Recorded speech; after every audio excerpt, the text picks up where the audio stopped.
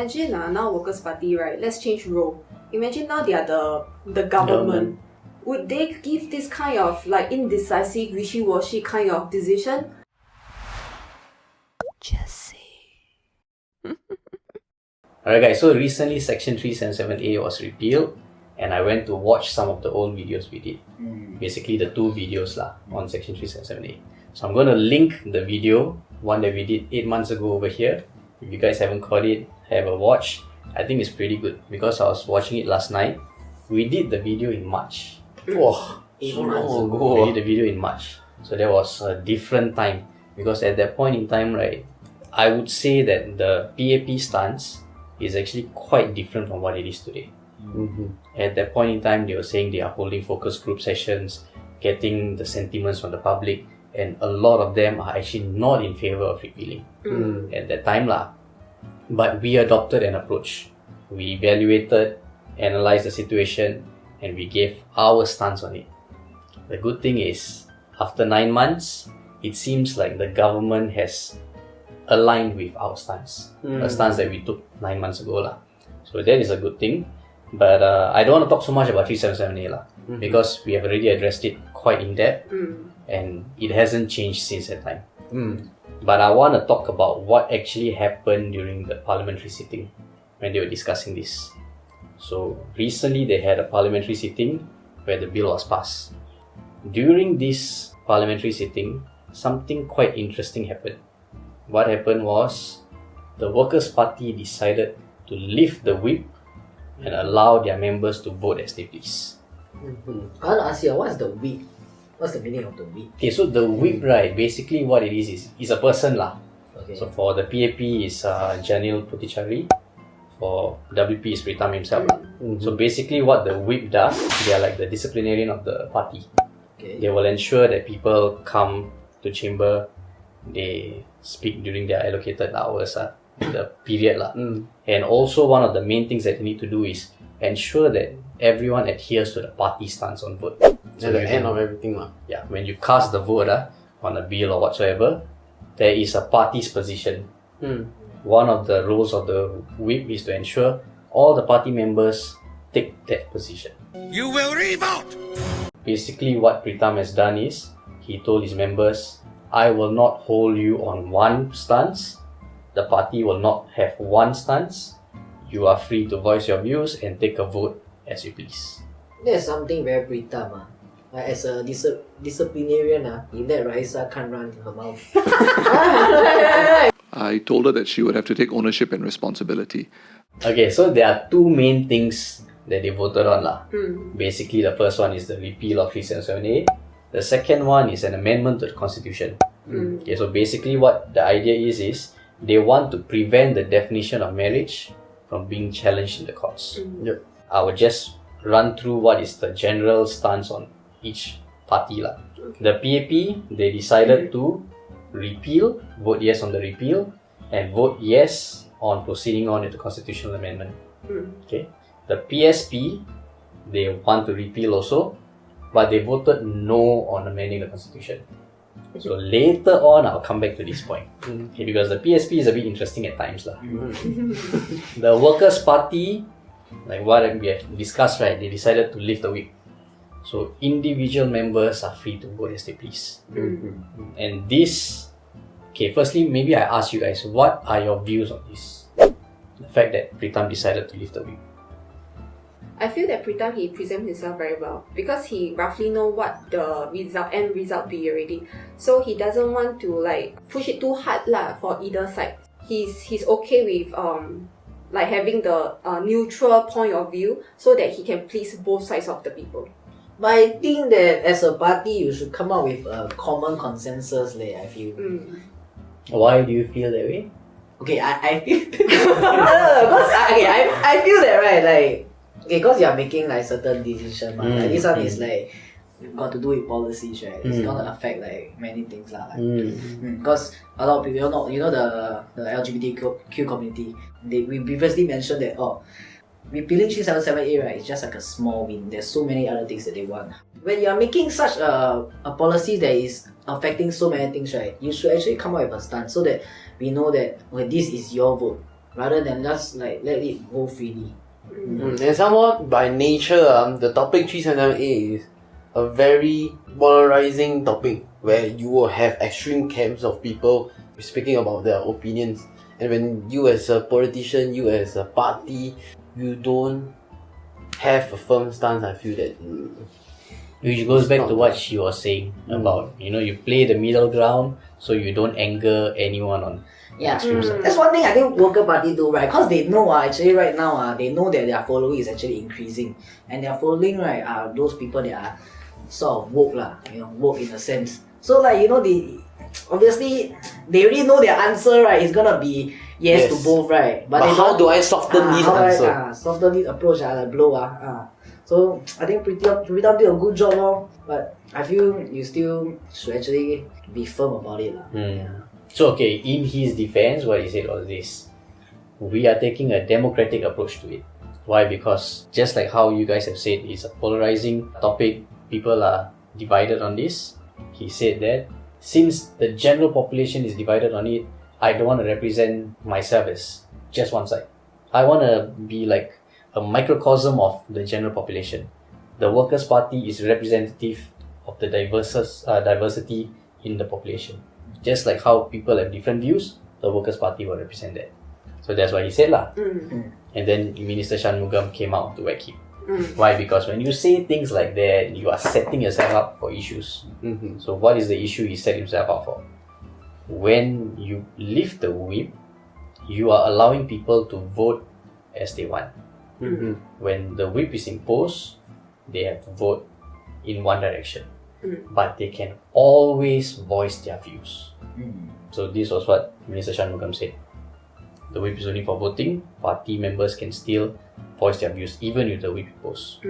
And this is where Pritam actually rebutted him. And I want to play a video for y'all because I think he did a pretty decent job. Okay, so watch this and see how Pritam tackled that. DPM Wong announced that the PAP did not lift the whip for this debate because 377A is a matter of public policy.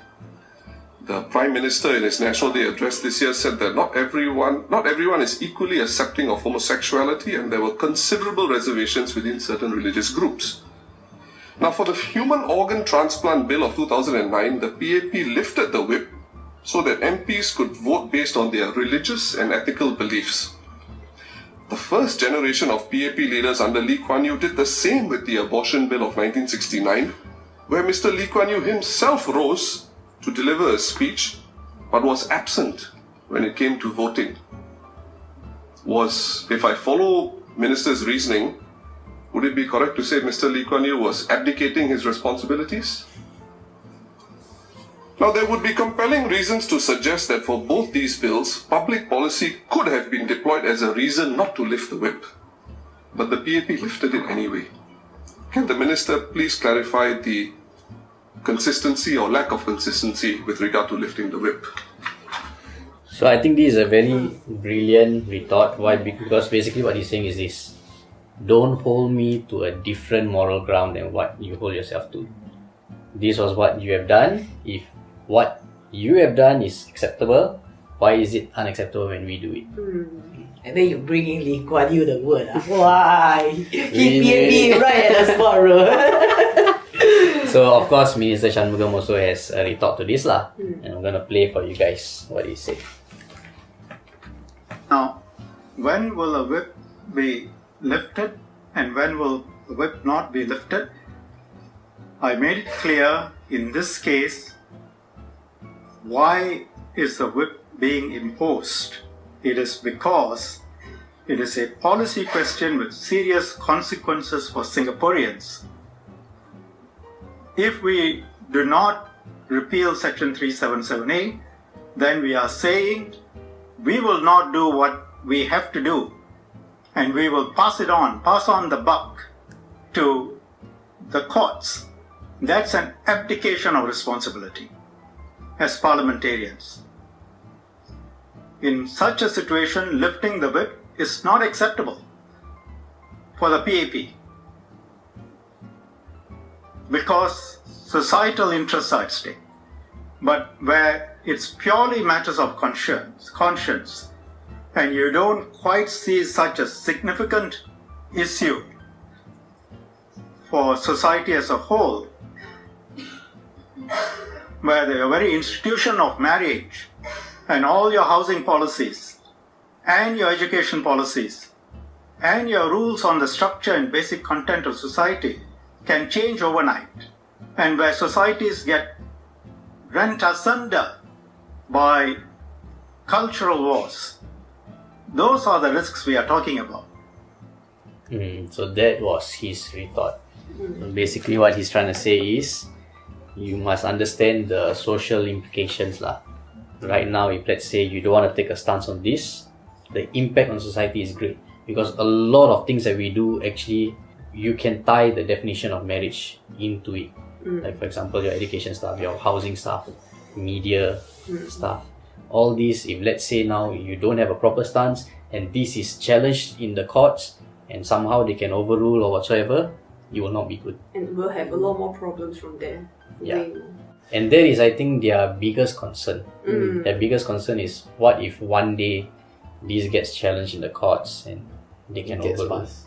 I feel like, is Worker Party downplaying the situation? Well, I feel that they are not that stupid in a sense.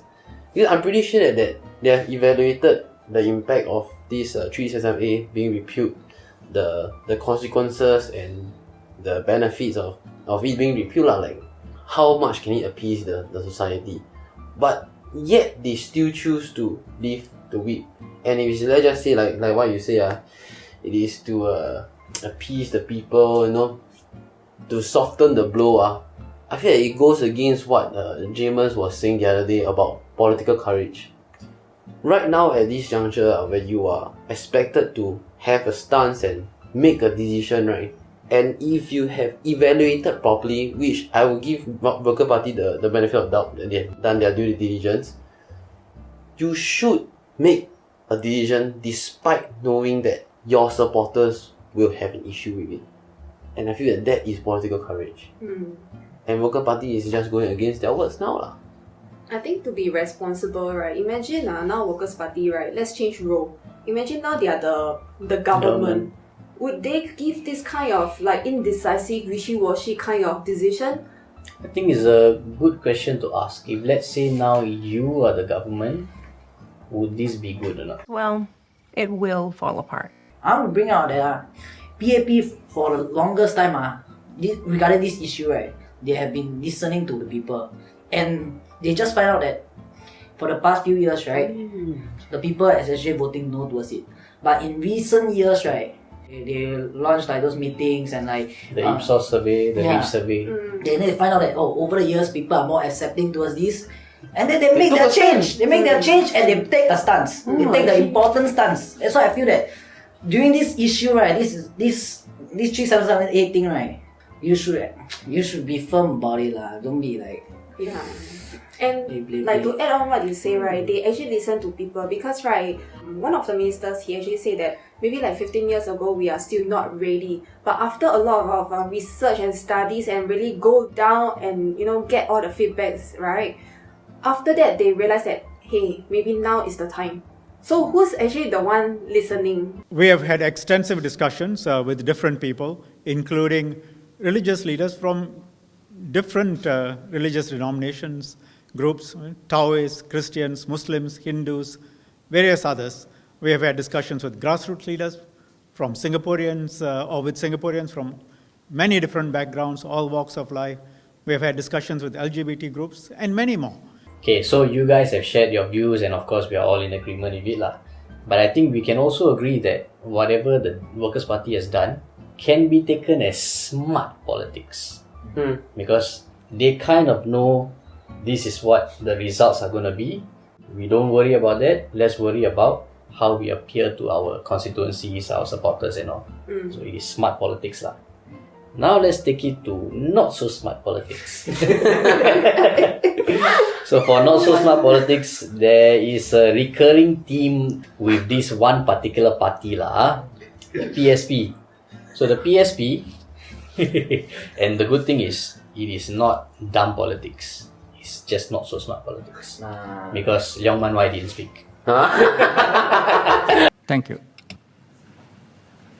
So basically their stance is this, PSP, they feel you should repeal, but on the constitutional amendment, they will abstain. Why? Because they feel that instead of putting it in the constitution, let's hold a referendum. Let's see what everyone in Singapore wants to vote on to have the definition of marriage. So the reason why it is quite ridiculous for the PSP to call for a referendum is because it is such a big action to take. The bar is set so high for a referendum. In fact, the only time we've ever had referendum is back in 1962 when they wanted to decide whether or not we should merge with Malaysia. That's the only time. That's the only time because the bar is set very high. When your sovereignty is at stake, Then that is when you can have a referendum. Other than that, on these smaller issues, don't waste time. What exactly is a referendum again? Sorry. Basically, it's a direct vote from the people. They get to vote on whatever the issue So is. majority, you go with Majority it. takes. Yes. So I feel like sometimes when you're put in certain position, you need to understand what that position entails. Cannot be you are in parliament and smaller issues all you want to Okay, say ask we for open a everything. referendum Yeah. all is just ridiculous. I mean it will take a lot of resources, And when you're in that position, right, I would say you should have the power, the capability to actually see what the whole situation actually needs. Because for people like us, right, sometimes when we just say something, but that might not be what is the best for us. I remember this. Do you guys know Henry Ford? The founder of Ford lah. Yeah, correct. The founder of Ford. So it's a car company lah. So he actually has this one quote, and it says, if I were to ask my customer what they wanted, they would have answered a faster horse. Actually, that quote is quite interesting because if they ask people what they want, people might not actually be able to see what is good for them. They might just within their own scope. And they won't understand the bigger picture, the consequences that the Shanmugam was talking about, Mr. Shanmugam was talking about. And a lot. You see the top party, PAP, WP, they also know that changing the definition of The marriage is the right way to go. But you know why PSP cannot?